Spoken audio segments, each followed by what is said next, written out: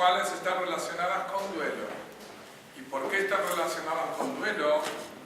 Porque justamente estas son fechas en las cuales el pueblo de Israel sufrió uno de sus más graves, el más grave de sus incidentes, que es la destrucción del Bet HaMikdash. Y el Bet HaMikdash, está buenísimo ese, el Bet HaMikdash era el eje por el cual giraba la vida judía en todo sentido. La pareja, el matrimonio, la familia, las instituciones, el país, el reinado, absolutamente todo giraba alrededor del Bet HaMikdash. La mujer que tenía un hijo traía un corbán, aquel que tenía un campo próspero y tenía frutos traía la primicia, y aquel que tenía que agradecer porque tuvo un encuentro muy positivo y ganó mucho dinero, iba al templo. Y el templo era un ida y vuelta. En el templo la persona iba a dar y iba a recibir. Así como uno iba a dar las gracias, también recibía, se iba del templo con un fuerte impacto de espiritualidad, de fuerza, de energía, y eso lo nutría, lo fortalecía a este yudí hasta su próxima visita al Bet HaMikdash. Bueno, el Bet HaMikdash, por nuestros pecados fuimos exiliados de nuestra tierra. O sea, no fue un acto accidental, fue un tema muy puntual que el profeta Dios mandó a los profetas y les dijo: vayan y reprochen al pueblo de Israel, expliquen, hablen. Como ustedes ya se darán cuenta, cuando uno se pone en un lugar, habla, como dice a veces la Gemara, dice, le entra por un oído y le sale por el otro oído. O sea, no solamente uno habla y uno se habla a sí mismo, pero uno se habla a sí mismo tratando de mejorar uno mismo y también mejorar y poder expresarse y llegar a la gente para que la gente también haga un cambio. Los profetas dieron su vida por el pueblo de Israel. Ellos dieron su vida, se comprometieron, se abnegaron en todo sentido, dieron la vida también, y los profetas parece que no fue suficiente y vino la destrucción de Bet HaMikdash, el primer templo a mano de los babilonios, el segundo templo a mano de los romanos. Y nosotros estamos ahora en el exilio de Edom, de Roma, estamos sufriendo ya 2000 años. Y cuando digo sufriendo, no es la idea que Akadosh Baruj Hu quiere que el pueblo de Israel tenga un sufrimiento, sino el hecho es que cuando Dios nos da este camino, que es el camino de Galut que estamos transitando ahora, todavía no está el templo. Esperamos con la llegada de Mashiach la reconstrucción del tercer Bet HaMikdash. Como dice la Gemara, que todo aquel que no se reconstruyó el templo en sus días tiene que ver como que se ha destruido en sus días. Porque no es que estamos contemplando a lo lejos una destrucción del templo de Jerusalén. Aquel que no se reconstruyó el templo en los días de él, quiere decir que también es como si fuese que se destruyó el templo en esos días. Por eso el sufrimiento nuestro no es a la distancia. Nosotros no sufrimos a la distancia. Nosotros sufrimos de un punto de vista muy cercano, de un punto de vista muy latente, muy propio, muy personal, la destrucción del Bet HaMikdash. La idea por la cual Dios nos mandó al Galut, nos mandó al Galut, a la diáspora, no es meramente porque hemos cometido faltas, sino porque hay un shlichut, hay una misión que cada uno de nosotros tiene que hacer. ¿Cuál es esa misión? Traer la llegada del Mashiach. Tubia, ¿cómo estás? Que Neinore, vení Tubia, vení. Tenemos una misión, un shlichut, que cada uno de nosotros tiene que hacer en el cumplimiento de los preceptos, y esto genera una rápida reconstrucción del Bet HaMikdash. Muchas de las cosas que hablamos ahora no las vemos, no las percibimos ni las sentimos, pero no quiere decir que no sean tan reales como nuestra presencia aquí ahora. Tenemos que saber que el pueblo de Israel es un pueblo en el cual tiene un shlichut muy especial. Cuando Dios creó el mundo, Dios tuvo una meta, y esa meta es el tercer Beit HaMikdash. Y así también nuestra meta es llegar a eso. O sea, nos vamos superponiendo, como Rebbe explica, que si bien somos la última generación, que nos pone en un nivel inferior como última generación, somos la generación que estamos arriba de un gigante. Es como que un niño arriba de los hombros de un gran gigante. O sea, si vamos a ver al individuo en sí, somos muy pequeños, somos generaciones pobres. Somos generaciones pobres, porque nuestra mente es pobre, nuestros sentimientos son pobres, pero somos pequeños arriba de hombros de gigantes. Entonces tenemos ambos mensajes. Tenemos el hecho en sí que somos la última generación de este Galut, y también tenemos la fuerza y la energía de ser la generación que vamos a recibir, si Dios quiere, la llegada de Mashiach y la reconstrucción del tercer Beit HaMikdash. El tema en cuestión yo tengo que referirme ahora es sobre la reconstrucción del tercer Beit HaMikdash, sobre temas relacionados sobre la Geulá. El tema es muy amplio, vamos a tocar algunos puntos nada más y muy interesantes.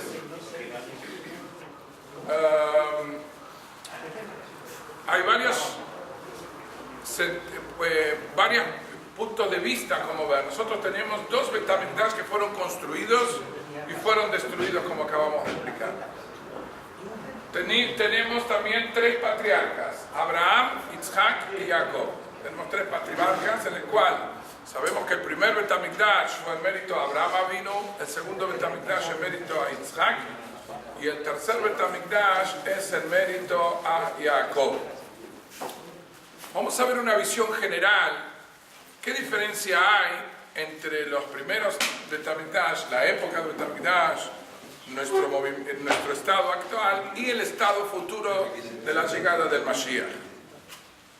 El Alter Rebbe explica en una de sus mamarim que en general la diferencia radica en que todas las generaciones anteriores, todas las épocas anteriores, inclusive la actual, hay muchas fluctuaciones. No se respeta un nivel homogéneo y fuerte y profesional. Cuando Adam Arishon fue creado, el primer hombre fue creado, era el punto mayor, el punto más grande. Adam Arishon fue creado y el Tzid Kapav Shel HaKadosh Baruch Hu fue la creación directa de Dios. Se fue creado Adam. Después vino otra caída. Het Eitzadat comió del fruto de Gan Eden que no tenía que comer, cayó. Y después hubo más fluctuaciones. Después hubo el diluvio, después hubo una generación positiva, después vino la Torre de Babel, después se volvió a recomponer con Abraham Avinu, después se volvió a caer, Abraham, Isaac y Jacob, y después cayó de vuelta en la época de Egipto, y después volvió a subir con la entrada a Israel, después volvió a construirse el Beit HaMikdash y volvió a caer con la época del Babilonio, después volvió a subir en la reconstrucción del segundo Beit HaMikdash y volvió a caer con la época de los romanos, y así. ¿Qué se ve en la historia del pueblo de Israel? Fluctuaciones. No hay una fuerza potente, firme y homogénea. Se ve siempre fluctuaciones. ¿Qué es lo que va a ocurrir? ¿Qué diferencia hay a la época del Mashiach? Nada que ver. El Mashiach no va a tener no va a ser una época de fluctuaciones ni de variantes. Va a ser una época en la cual va a haber fuerza, porque va a ser Melech HaMashiach, y también va a ser el Nasi, va a enseñar Torah a todo el pueblo de Israel, que esas son las dos características del Mashiach. Va a ser el maestro de los maestros, en el cual va a enseñar a todos, y también va a ser un rey, como está traído en el Rambam, que él va a obligar a todo aquel a cumplir Torah o Mitzvot. Y cuando decimos obligar, no necesariamente hablamos de una cuestión física, sino obligar es cuando una persona tiene un espíritu y un compromiso, eso también uno se siente obligado a hacer cosas. No quiere decir que uno esté obligado a la fuerza, sino que el Mashiach va a tener el poder de llegar al convencimiento de la gente que la gente cumpla Torah o Mitzvot.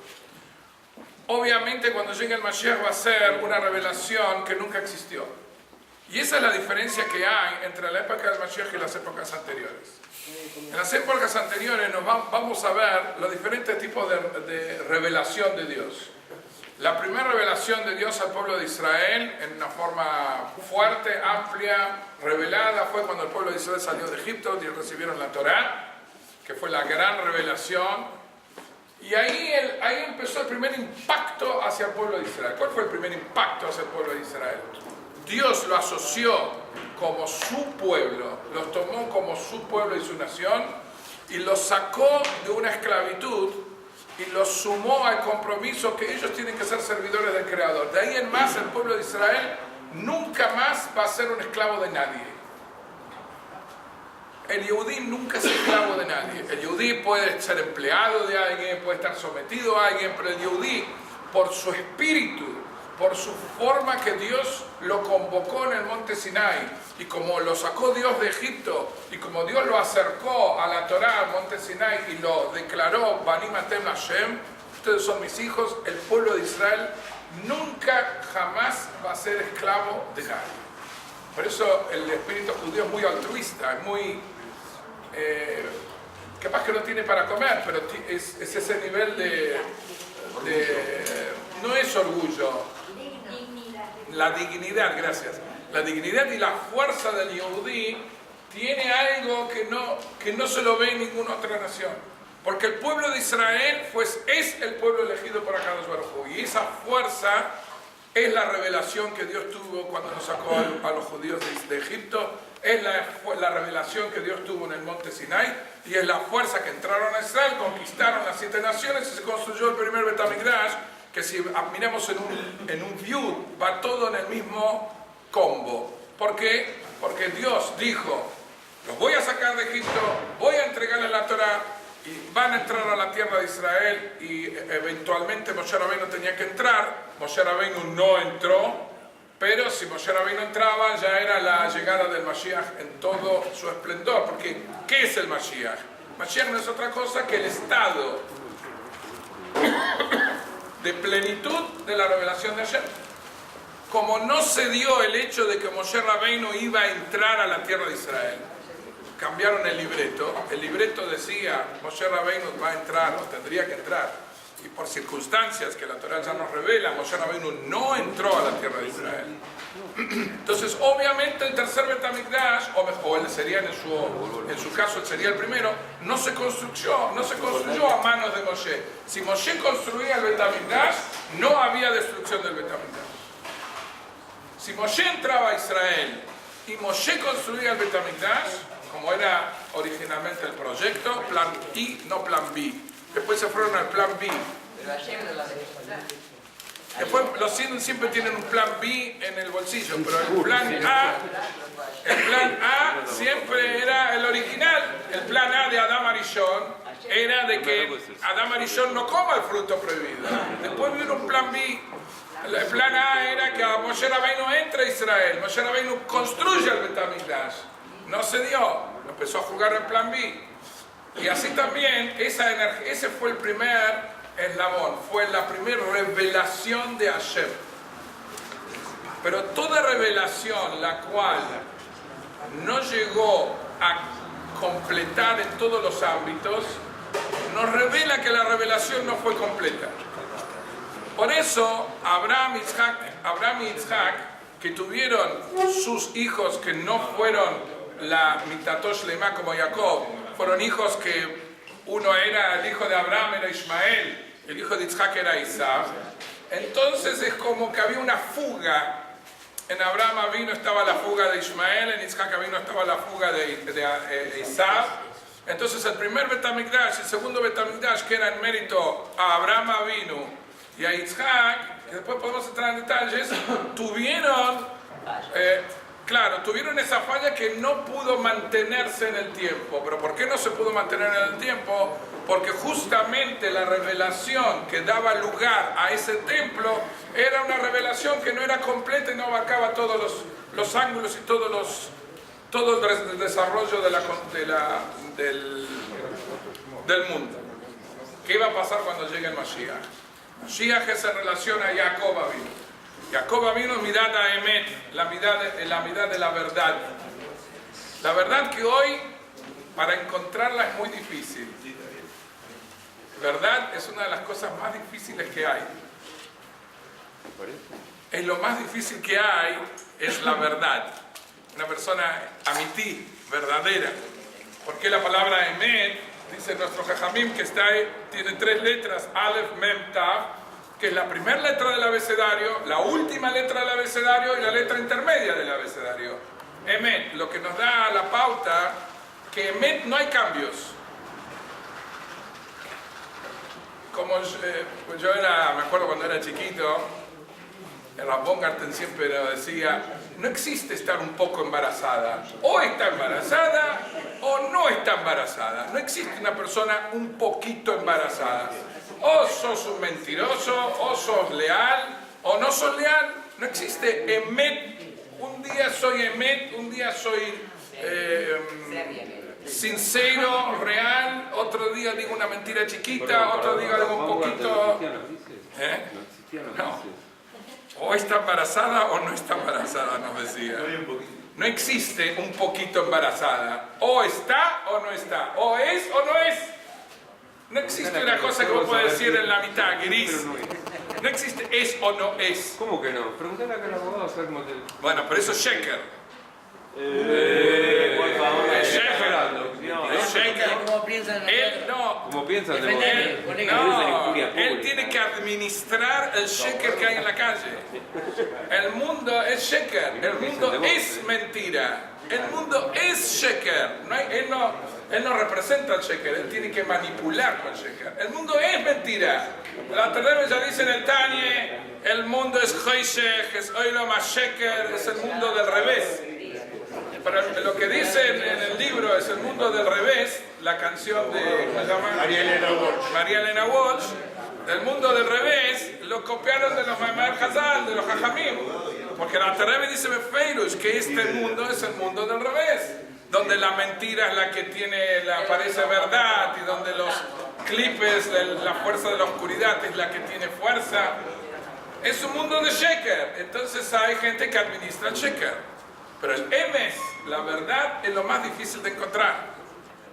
La verdad es lo más difícil de encontrar y por eso todavía estamos en Golus.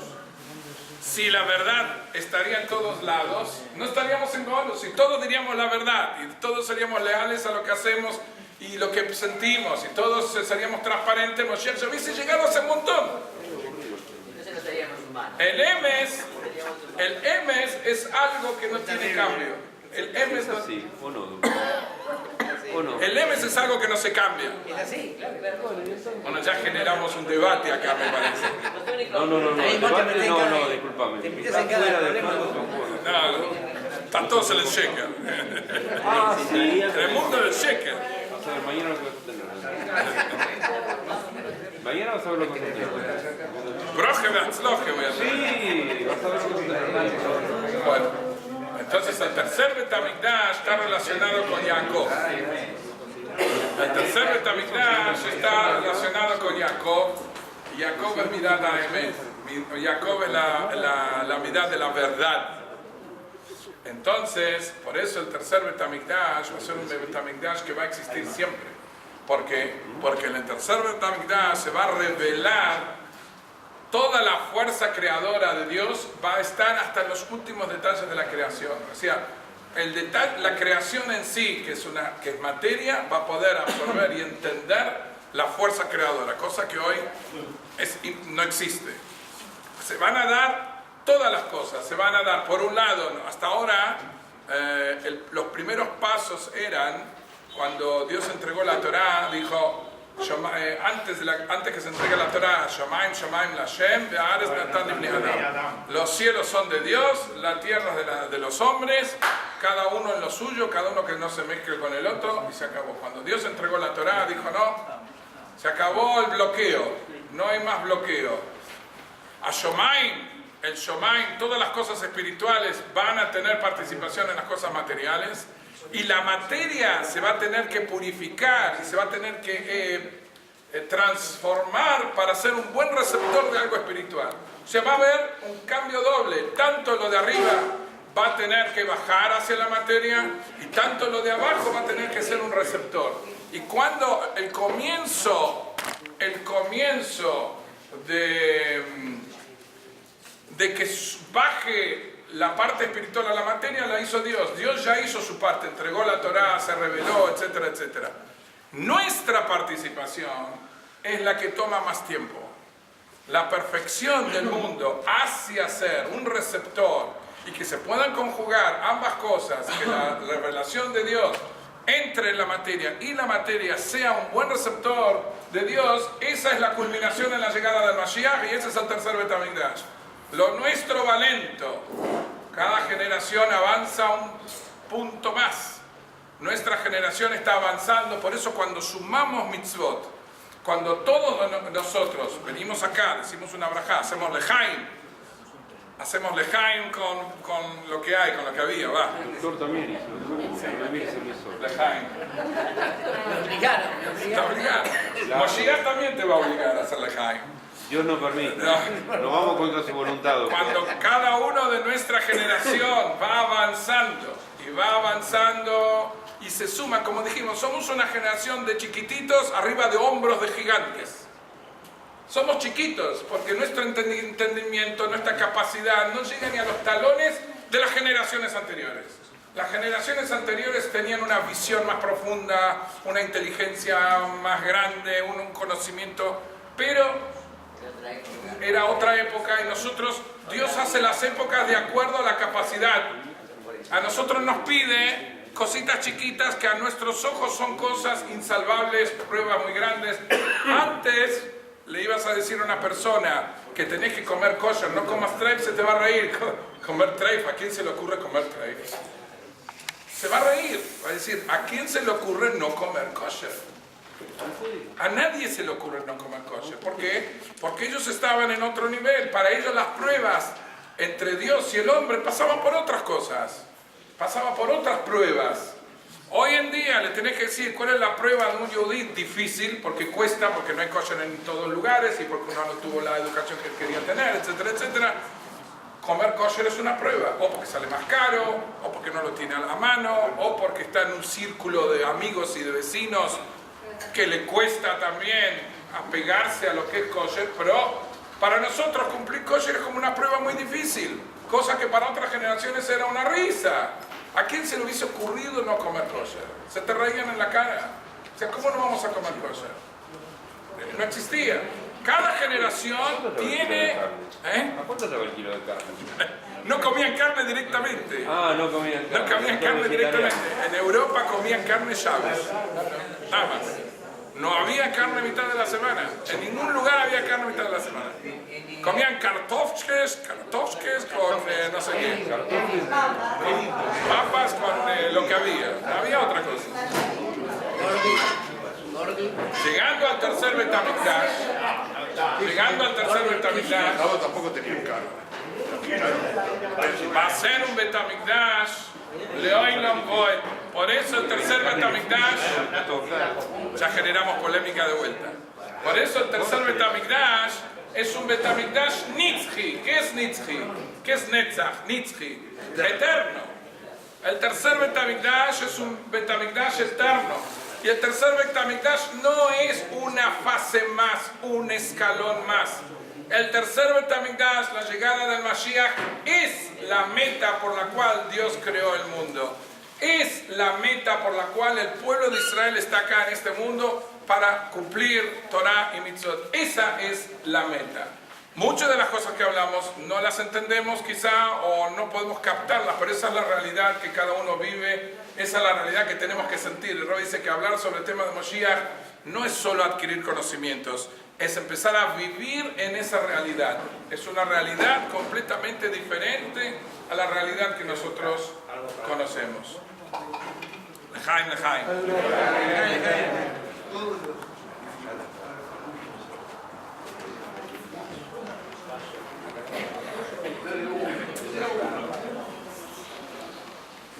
Estamos de tiempo, tengo todavía 15 minutos. Hay un tema interesante. Hay una Mishnah que es muy conocida desde chiquito, que siempre nos hablan de esta Mishnah. Cuando nos quieren hablar del Mashiach, siempre nos traen Mishnah Mesejet Sotah al final, que nos habla cómo va a pintar nuestra generación cuando llegue el Mashiach. Hace 2500 años ya nos dijeron cómo va a pintar la generación previa al Mashiach. ¿Qué les parece? ¿Tenían visión o no? 2000 y pico de años, los Tanoim de la Milla dijeron: yo les voy a decir a ustedes la pinta que va a tener la generación que va a recibir al Mashiach. ¿Qué tal? ¿Quieren escuchar? Bueno, dice así, Mishnah Masechet Sotah al final, la Gemara. Ikves Meshicho Chutz V'Yezgei. Cuando llegue Ikves el Meshicho, es la generación última del Galut que va a recibir al Mashiach, la Chutzpe, el atrevimiento, va a estar a la orden del día. Chutzpe, el atrevimiento, no sé cuántas traducciones podemos dar. V'Yeiker Yamir, va a estar los precios del mercado por los cielos. Akefer Titem Pirio Be'ayayim V'Yeiker. El vino, o sea, la mercadería va a subir en los mercados. Los gobiernos se van a transformar en gobiernos que no corruptos. O sea que ya estamos. Bueno, esta es la foto. Ya estamos. Esta es la foto que los Jajamim dijeron que va a haber antes de la llegada del Mashiach. Esta es la foto. Esta es la foto que dice que los reinos. O sea que después de Cristina Mashiach. O en la mitad. O en la mitad. O en la mitad. Los reinados se van a cambiar a corruptos. Y nadie les puede hacer frente, no hay reproche. Nadie que le diga: bueno, a ver, párenlo. No hay quien les diga nada. Beis Bati el Snus va a ser un lugar, ya el anti-recato, para llamarlo de alguna forma, va a ser un clásico, como diciendo, el Snus va a estar por todos lados. La Galil y Jerab, y el norte de Israel, el Galil, va a ser bombardeado, Destruido. que ya pasó, ya fue bombardeado el norte de Israel.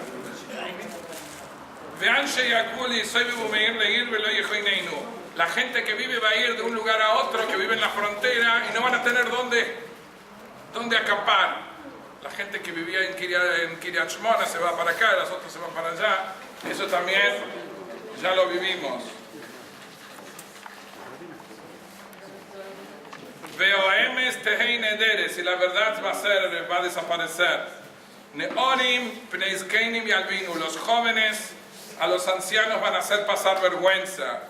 Zekeinim yandum ipnektanim, los mayores se van a tener que parar ante los menores. Es decir, que cuando hay una fiesta, primero se sientan los menores, los mayores quedan parados. Ya está viniendo, Ya está viniendo, falta poco. Estamos en eso.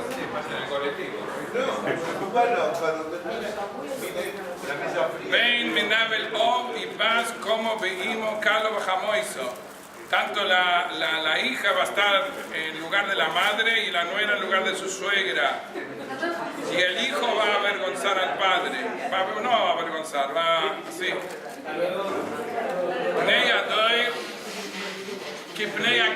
Esto es lo más interesante. La cara de la generación es como la cara del perro. Los hijos no tienen respeto ni vergüenza por el padre. Así dice la Gemara: ¿sobre quién tenemos que apoyarnos? Solo sobre Dios.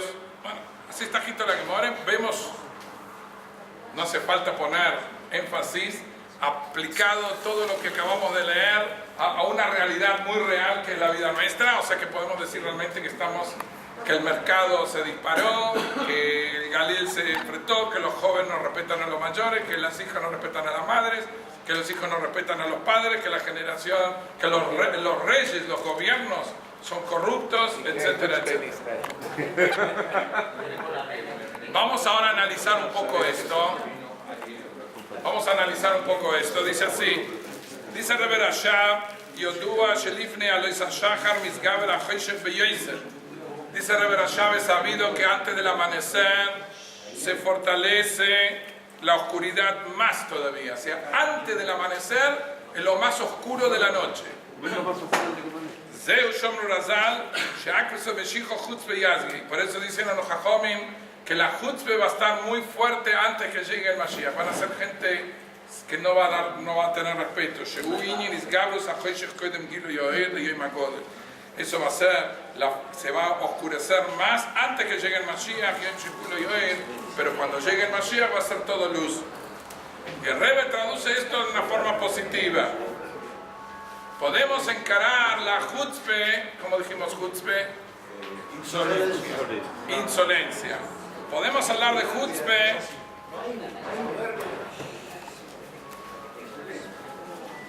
que uno tiene que tener chutzpe a Kodesh Baruj Hu. Como aprendimos la semana pasada sobre Bilom, 2 semanas atrás, no, sobre Bilom puntualmente, trae la Gemore trae sobre Bilom, que aprendemos de la historia de Bilom, que chutzpe klape malo meani, así se la Gemore en Sanedrin, que tener chutzpe hacia Dios ayuda, porque a veces son muy respetuosos, muy así, cuando vos querés algo a Kodesh Baruj Hu, plantate y pedí. No digas, bueno Hashem, si querés, si podés, y cada vez que uno pide más chiquito, más chiquito, más chiquito. Cuando vos pedís algo a Kodesh Baruj Hu, podés tener chutzpe, podés pedir, si estamos hablando de cosas buenas, estamos hablando de cosas buenas. Lo que quiere decir, la Gemara lo trae sobre Bilam, pero ahí lo podemos decir que un nid tiene que entender que él puede tener, que la chutzpe que vamos a tener en la generación del Mashiach puede ser una chutzpe positiva. Que el nid va a reclamar a Kodesh Baruj Hu. Kodesh Baruj Hu, ¿qué pasa? Necesito parnose, necesito salud, necesito esto, plata, salud, hijos. Yo reclamar, hay que tener chutzpe cuando llegue el doer del Mashiach. Los Id van a tener chutzpe de pedir a Kodesh Baruj Hu. Esa es la chutzpe bien entendida. ¿Y qué quiere decir que los hijos? Ya estoy en el horario de protección. ¿Qué quiere decir que los hijos? No, ¿se acuerdan el chiste? Que hay una vez un chiste, un rab estaba hablando. El rab estaba hablando y se fueron todos, quedó uno solo. Entonces el rab estaba muy contento que tenía un oyente. Cuando terminó le dijo, gracias por haberse quedado, escucharme. ¿Pero por qué se quedó? ¿Le gustó mi discurso? No, yo soy el que hablo después de usted. Bueno, me parece que todos van a hablar después que hablo yo, por eso me tengo que apurar, porque hay otro que va a hablar. Ya me olvidé del chiste, lo que quería decir. Lo que dice que los hijos y las hijas no van a respetar a los padres, que es algo malo, que es una señal de Moshiach, se puede ver del lado positivo también, dice el Rebbe. ¿Qué es el lado positivo? Que una hija no respete a la suegra y a la madre. ¿Qué tiene eso de positivo? Dice, no, puede haber una generación que la madre no haya tenido buena preparación en Yiddishkeit. Sin embargo, la hija empezó a estudiar, empezó a cumplir, empezó a encender las velas, empezó a comer kasher. Y es la hija la que le dice a la mamá, mamá, vamos a cumplir kasher, vamos a cumplir Shabbat, vamos a encender las velas de Shabbat. Entonces, ¿qué pasa? La generación del Mashiach es una generación en la cual las hijas y los hijos le van a decir a las madres, quizá a nadie le gusta que le digan lo que tiene que hacer. Eso lo aprendí yo en mi experiencia. A mí no me gusta lo que me digan que hacer, aunque me cueste, pero hay que aceptarlo. A nadie le gusta que... Sí, querida. A nadie le gusta que le digan lo que tiene que hacer. Entonces, ¿qué pasa? A la mamá ni a la suegra tampoco no le gusta que le digan lo que tienen que hacer. Pero eso se llama chutzpe. ¿Qué pasa si en la casa no hay kosher? Y la hija dice, no, yo como en casa, no me voy a comer a la casa de otro. Yo quiero comer en casa kosher. Entonces empieza a hacer una revolución en la casa. La nena hace una revolución, quiere comer kosher, quiere cubrir llaves, quiere que la mamá encienda las velas, y la mamá no tiene choice, no tiene opción, y la mamá, eso se llama chutzpe de la hija hacia la madre y hacia quizá la suegra también, y así también el hijo. Muchas veces un hijo va a una yeshiva, cosa que el padre no fue a una yeshiva, el hijo aprendió. El padre siempre estuvo trabajando, no tuvo oportunidad de ir a estudiar. Entonces viene el hijo, obviamente hay que hacerlo en una forma con derecheret y todo. Pero viene ese señor de Hutzpe de una parte positiva. ¿Cómo podemos ver la parte positiva? La parte positiva es que una persona en esta generación tiene que tener esa fuerza, esa energía de decir, yo formo parte del pueblo de Israel, la llegada del Mashiach ya está en nuestros días, vamos a reconstruir el tercer Bet HaMikdash, y no es por eso yo tengo que estar sumando y sumando en Torah Mitzvot. Y que a nosotros también nos dé esa fuerza, que no tengamos Atebayesh Mipriya Maligim, que es la primera aloje del Shulchan Aruch, la primera aloje, la primera ley en el código de las leyes dice, el Kitzur, la primera ley dice, no te avergüences de lo que, no tengas vergüenza de lo que te burlan de ti. No hay que avergonzarse de lo que se, porque Abraham Avinu era uno solo. Todo el mundo se burlaba de Abraham Avinu.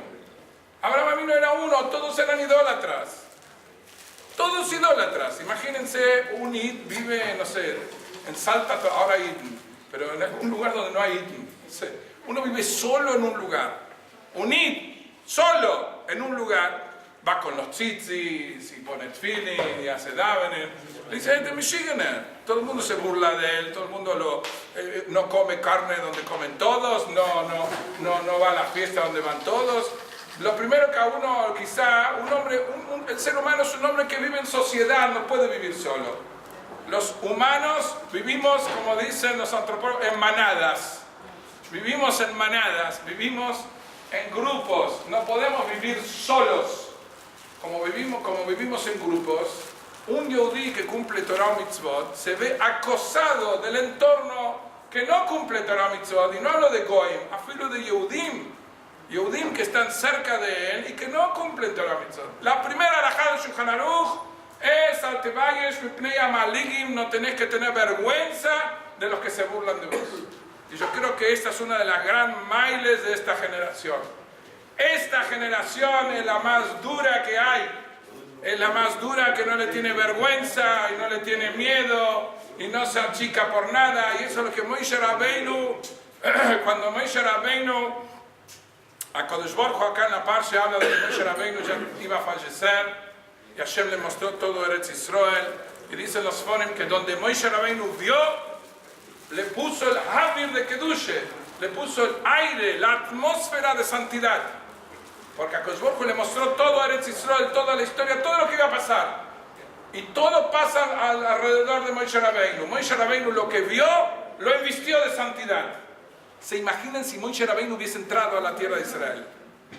Si lo que él vio lo invistió de santidad. Si Moshe Rabbeinu entra a la tierra de Israel, es Moshiach, Moshiach, Moshiach. Ya se hubiese... Hashem no se portó mal, y Hashem no es que no lo dejó entrar. Es el plan B. Bueno, entonces, Moshe Rabbeinu vio esta generación. Y Moshe Rabbeinu dijo, Moshe Onov me'oid mikolo odom asher al pneu adomo. Moshe Rabbeinu se sintió humilde ante una generación que no tienen ejemplos, que no tienen manigim, que no tienen guías espirituales. Y sin embargo el pueblo de Israel cumple la Torah y la mitzvot. Esta generación hay que darles un aplauso. Así sintió Moshe Rabbeinu, se sintió él humilde ante esta generación. ¿Por qué? Porque somos una generación tenemos chutzpe y no nos vamos a doblegar ante nada y vamos a esperar al Moshiach en nuestros días. Amén.